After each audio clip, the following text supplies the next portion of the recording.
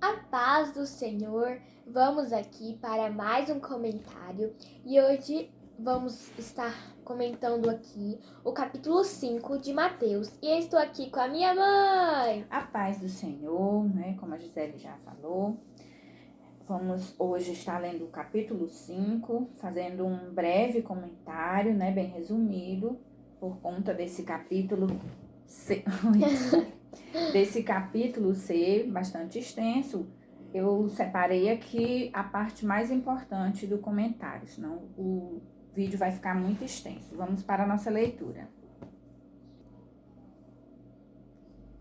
O Sermão da Montanha, as Beatitudes. Beatitudes. Capítulo 5. Jesus, vendo a multidão, subiu a um monte e, assentando-se, aproximaram-se dele os seus discípulos. E, abrindo a boca, os ensinava, dizendo: Bem-aventurados os pobres de espírito, porque deles é o reino dos céus. Bem-aventurados os que choram, porque eles serão consolados. Bem-aventurados os mansos, porque eles herdarão a terra. Bem-aventurados que têm fome e sede de justiça, porque eles serão fartos. Bem-aventurados misericordiosos, porque eles alcançarão misericórdia. Bem-aventurados limpos de coração, porque eles verão a Deus. Bem-aventurados pacificadores, porque eles serão chamados filhos de Deus. Bem-aventurados os que sofrem perseguição por causa da justiça, porque deles é o reino dos céus.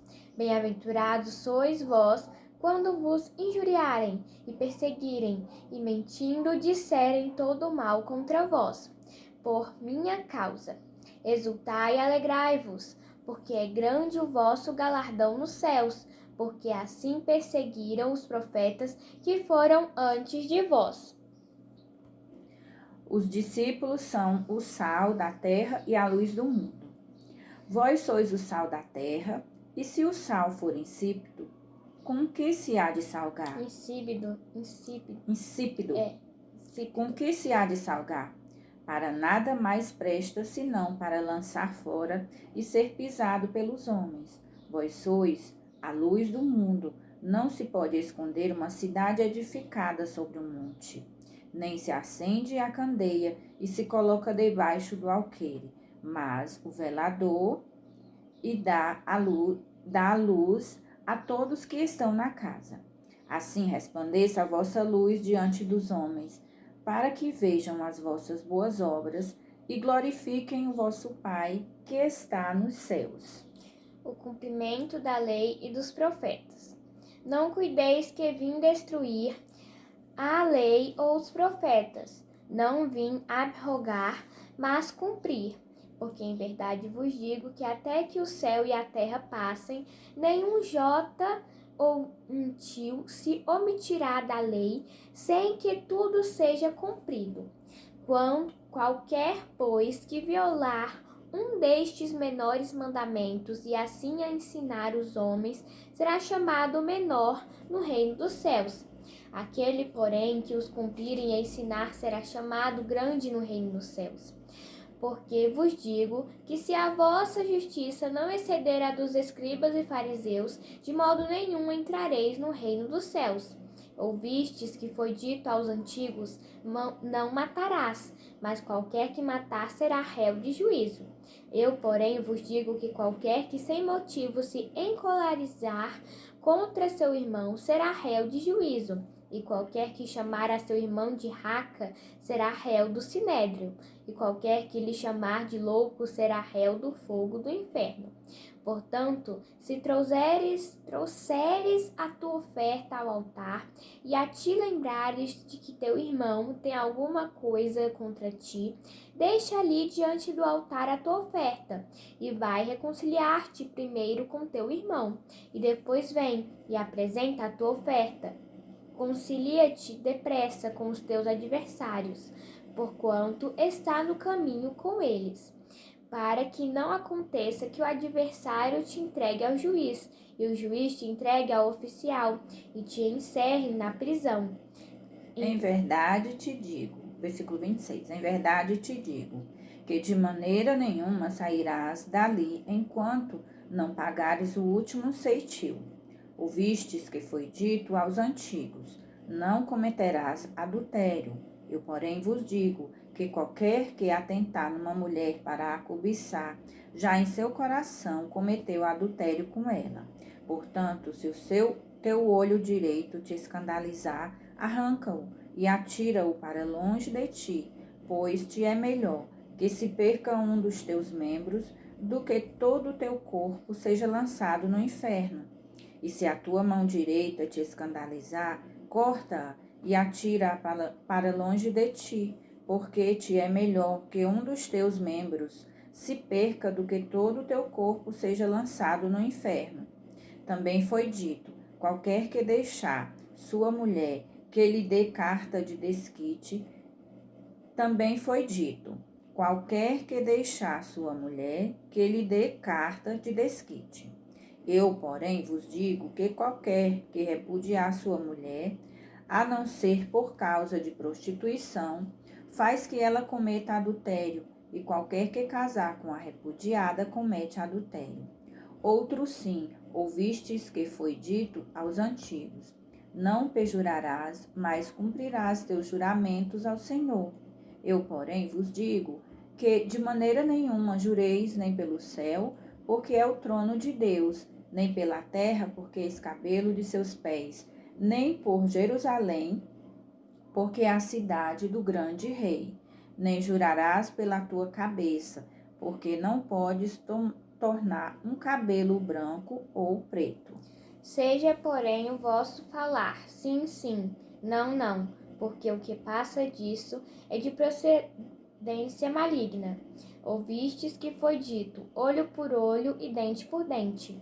Eu, porém, vos digo que não resistais ao mal, mas se qualquer te bater na face direita, oferece-lhe também a outra, e ao que quiser pleitear contigo e tirar-te a vestimenta, larga-lhe também a capa. E se qualquer te obrigar a caminhar 1 milha, vai com ele 2. Dá a quem te pedir, e não te desvies daquele que quiser que lhe emprestes.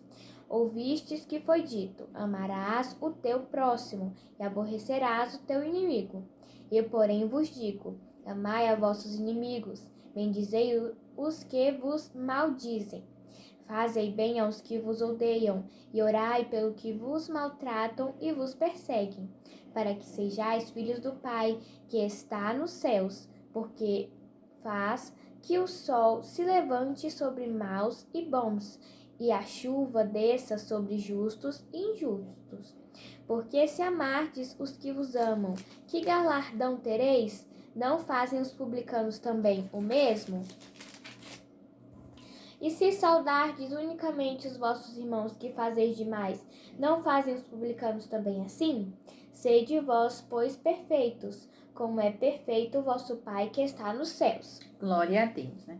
Como eu falei, eu preparei aqui um breve resumo, né, sobre os mandamentos, que é a parte mais importante desse capítulo, né, que está aqui a partir do versículo 22, mandamentos, né? Vai a partir do 17, né? Porque as duas parábolas que tem antes, o Sermão do Monte e o discípulo, né? Os discípulos são o sal da terra e a luz do mundo, já está bem entendido e bem explicado. Vou falar só um pouquinho sobre os mandamentos. Sobre o seguinte conteúdo específico: como você deve entender as bem-aventuranças? O que você deve saber sobre a lei? Como a raiva deve ser definida? Como devem ser tratados os adultérios? Como se deve falar do divórcio? E que tipo de regras existem sobre ele? Quem pode e quem não pode se divorciar? E o que dizer dos votos? Olho por olho, amar seus inimigos e ser caridoso, e assim por diante. Todas essas coisas se relacionam a cada aspecto da prática da crença da humanidade em Deus e do seu seguir a Deus. Algumas dessas práticas são aplicáveis ainda hoje, embora sejam mais especiais do que aquilo que se exige atualmente das pessoas.